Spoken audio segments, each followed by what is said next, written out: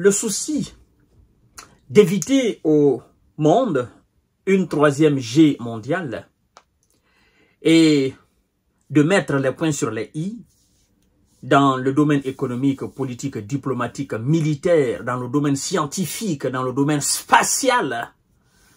Monsieur Donald Trump dit à Emmanuel Macron hier que quoi qu'il fasse, quoi que les Européens fassent, si c'est lui qui est le patron de l'OTAN, si c'est lui qui est le président de l'Union européenne, si l'Union européenne est assujettie aux lèvres des Américains, lui, il va mettre fin à la guerre. Et que celui qui n'est pas content n'a qu'à continuer à fournir des armes à l'Ukraine. Celui qui n'est pas content n'a qu'à se dissocier de cette position américaine et n'a qu'à remplacer les 250 ou les 350 milliards ou les centaines de milliards que les États-Unis ont débloqués par le passé depuis 2022 pour soutenir l'Ukraine face à la Russie.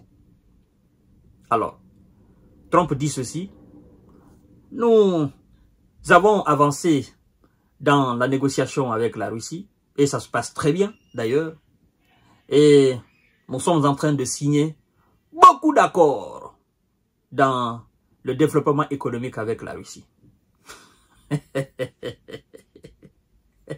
Il a dit tout ça à Emmanuel Macron. Il le prend la main dans la main, il le serre, et vous savez Trump, ce qu'il fait, en fait, lui c'est un homme viril. Vous voyez, il est trop viril le gars. Donc quand il vous prend comme ça, il vous secoue. Donc hier, Emmanuel Macron est entré à la Maison Blanche, il lui a pris comme ça, il lui a secoué. Bon, le gars a essayé de résister, mais vu sa taille et sa corpulence, ouais, Donald Trump c'est un gaillard, hein, bien qu'il ait avancé en âge, mais c'est quelqu'un qui est encore sur ses deux pieds. Voilà, donc quand il prend comme ça les gars, il a pris Emmanuel Macron, il le secoue, il fait comme ça. Donc il fait ça à tout le monde. Ouais, il fait ça à tout le monde. Donc, il a fait ça au gars. Et puis, ils sont allés s'asseoir. Il a dit, mon gars, mon petit, écoute. Écoute-moi bien. Regarde-moi dans les yeux. Écoute-moi. Tu sais, tout ce que tu viens raconter ici, là, les tralala, là, ça ne change rien. Tu sais que ton pays, vous n'avez pas d'argent. Vous êtes une économie fatiguée. Hein? Donc, je ne veux pas que, voilà, hein? Voilà, laisse-moi faire. Laisse-moi faire. Je n'aime pas trop qu'on me contredise. D'accord? Reste dans ta bulle. Je sais que tu veux te faire un patron des Européens. Voilà, le porte-flambeau. Tu veux bomber le torche, mais écoute bien. Tu restes dans ton coin, calme, et tu arrêtes tes semblants là, hein, d'opposition devant des gens. Tu te prends comme un bonhomme, mais tu n'es rien au fond. Donc, reste calme. D'accord? Moi, je vais mettre fin à cette situation-là. Parce que vous n'avez pas l'intelligence de qui avec... vous êtes en train de vous... Sur le terrain, la Russie, ce n'est pas votre ami. Ce n'est pas votre ami. Et nous-mêmes, on a peur de ces gens-là. Parce que eux, c'est la guerre et ils connaissent. Donc, il faut arrêter. Alors, Trump a dit cela à M. Emmanuel Macron hier. Je crois que Macron, il est sorti de là très fatigué, très humilié. Et au final, entré chez lui, il se dit, mais qu'est-ce que je suis allé ramasser une raclette là? En fait, je suis allé là, je n'ai obtenu aucun résultat. Et après ça, ils vont adopter le test américain à l'ONU. C'est comme si je n'avais pas voyagé. En fait, le voyage de Emmanuel Macron, vous voyez ces matchs pareils là, où vous encaissez 8-0. 8-0 ou 10-0, 7-0. Hein? Où vous encaissez les 6-0, vous prenez des raclettes. Et rapidement, quand vous rentrez dans le vestiaire, le coach vous dit, les gars, oubliez ce match-là, ça n'a jamais existé. On n'a jamais joué ce match-là. D'accord? Vous oubliez ça, on passe à autre chose rapidement. Hein? Le week-end, là, on a un match. On a un match. Voilà, oubliez ce match-là. Donc, le voyage d'Emmanuel Macron hier, tout seul, il se dit, bon, Manu, oublie ça. Tu n'as jamais voyagé, tu n'as jamais été aux États-Unis, tu n'as jamais serré la main de Donald Trump.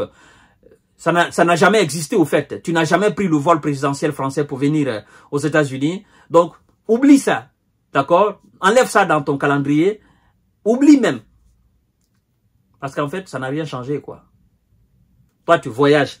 Tu vas dire des trucs à Donald Trump. Le lendemain, paf, on va adopter un texte, la résolution américaine de mise de fin de guerre rapide. Et dit, Tu n'as pas été même capable de voter contre, tu t'es abstenu. Donc, quel a été le sens alors de ton voyage? Les États-Unis veulent pas que le conflit en Ukraine dégénère en troisième guerre mondiale, assure Trump. Le conflit en Ukraine pourrait dégénérer en une troisième guerre mondiale et les États-Unis ont l'intention de prévenir ce scénario, assure Donald Trump. Alors, ça, c'était devant M. Macron. D'accord? Il dit, je cite, « Les négociations avec Moscou se déroulent très bien. Les deux parties ont réalisé des progrès significatifs dans leur dialogue. » Emmanuel, tu as compris ça? Hein? Les négociations avec la Russie se déroulent très bien. D'ailleurs, les deux parties ont fait des progrès significatifs au bout d'un laps de temps. Laps de temps. En fait, les hommes qui veulent là, on a toujours dit que ce sont les États-Unis qui peuvent mettre fin à cette guerre-là. On a toujours dit cela. Et puisqu'il y a aujourd'hui une volonté politique de mettre fin, les choses s'accélèrent rapidement. Et Trump continue en disant, le conflit en Ukraine peut prendre fin en quelques semaines. Bien sûr, Monsieur le Président, parce que vous avez la volonté politique. Vous avez la volonté politique et vous êtes en train de manifester cette volonté politique devant le monde entier. Et tout le monde est conscient. Nous sommes tous conscients. Les États-Unis essayent de conclure plusieurs accords. Ah, écoutez ça très bien. Les États-Unis essayent de conclure plusieurs accords de développement économique avec la Russie. Ah? Vous n'avez même pas fini d'abord le conflit? Vous essayez dès maintenant de conclure plusieurs accords économiques avec la Russie? Alors, la Russie dit alors, Poutine dit à Donald Trump, mon gars, je sais que tu es en grande difficulté économiquement aux États-Unis. Et moi, mon économie se porte bien, même si j'ai quelques lacunes aussi. Ben, pour parler de conclusion, hein, d'accord économique, d'accord dans le développement économique, gars, il faut enlever d'abord tout ce qui est sanctions américaines. Même si ça nous fait absolument rien, mais hein, il faut les enlever d'abord. Comme ça, on va aller droit au but. Ouais. Parce qu'on ne peut pas conclure des accords dans le développement économique tout en maintenant la Russie sous sanctions américaines. Vous enlevez les sanctions américaines et puis ça va rester les sanctions européennes. Et quand Trump va lever les sanctions américaines et qu'il va signer des accords dans le développement économique, les Européens, qu'est-ce qu'ils vont faire? Il faut se dire, les gars, écoutez,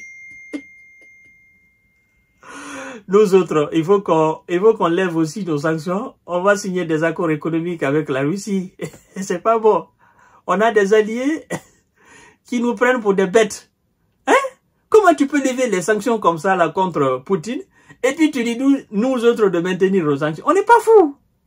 Et dans tout ça, c'est l'Allemagne qui perd. Pour sang de Dieu. Vous voyez? Nord Stream 2. Oh, ça devait permettre à l'Allemagne de gagner énormément d'argent. Ça devait profiter à tous les pays européens. Eh bien, ils ont bousillé cela. Et aujourd'hui, Donald Trump est en train de faire les choses à l'avantage des États-Unis. Incroyable. Donc, la réunion avec Zelensky pour signer l'accord sur les ressources naturelles aura lieu cette semaine ou la semaine prochaine. Trump s'est dit prêt à venir à Moscou si tout se passe bien. Monsieur Trump, vous allez partir à Moscou. Tout se passera très bien. Parce que vous êtes réaliste et les Russes sont réalistes. Vos positions se rapprochent davantage. Donc vous irez en Russie. Après, Poutine ira à Washington. Je crois qu'après Emmanuel Macron, il va essayer d'éviter les deux. Mais ça va être difficile pour lui. Parce qu'il faut qu'il demande d'abord pardon à M. Vladimir Poutine. Tonton Poupou, s'il vous plaît, je vous présente mes excuses, mes sincères excuses. Hein? On s'est trompé. Biden nous a bernés. Et on a cru qu'on pouvait, mais en réalité, sincèrement, on a eu tort. Excusez-nous, sincèrement. Le peuple français et moi-même, le président, nous vous présentons nos excuses les plus sincères, les plus honnêtes. Alors, M. Vladimir Poutine va dire, non. Il faut enlever le peuple français là-dedans. Le peuple français que je connais, ce peuple n'est pas avec toi. Moi, Poutine, je suis avec le peuple français. Toi, tu es avec les autres là. Hein? Enlève le pied du peuple français là-dedans. Le peuple français n'a rien à voir dedans. Le peuple français n'a pas d'excuses à présenter à la Russie. Parce que le peuple français n'est pas impliqué dans l'affaire. C'est vous-même, vous avez décidé. Hein, vous qui êtes à la tête de ces États-là, c'est vous qui avez décidé. Donc dites tout simplement, Uncle, je vous présente mon excuse en tant que le président de la République française. Il va vous dire non. Dites tout simplement, je vous présente mon excuse en tant qu'Emmanuel Macron. Hein? Voilà un peu. Oh, Donald Trump, il est en train de... C'est pas possible. Ce gars-là, en fait, il est en train de montrer aux yeux du monde que l'Europe ne représente rien. Rien. Mais l'Europe n'a rien. N'a pas d'influence. L'Europe n'a pas de poids. L'Europe, c'est zéro. C'est ce qu'il est en train de montrer aux yeux du monde. Impossible. Waouh. Pourtant, c'est la réalité. Je vous reviens tout à l'heure.